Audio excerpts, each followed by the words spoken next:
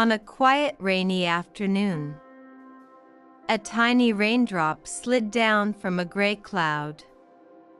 He looked around and whispered, "Everything is dull, and I'm just a drop of water."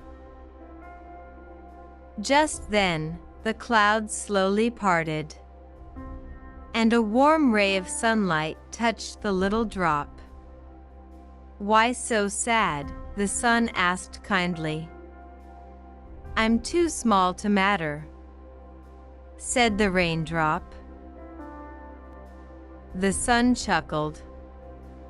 "You carry something extraordinary inside you?" The sun sent a gentle beam straight into the drop, and suddenly, inside the raindrop, the light began to bend, twist and separate.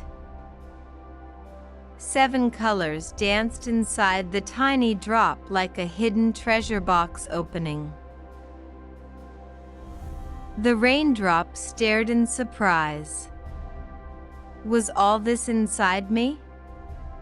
"Always," said the sun. "You just needed a little light to show your colors." And as thousands of raindrops sparkled in the sunlight, together they painted a bright arc across the sky. A rainbow, born from sunlight and simple raindrops.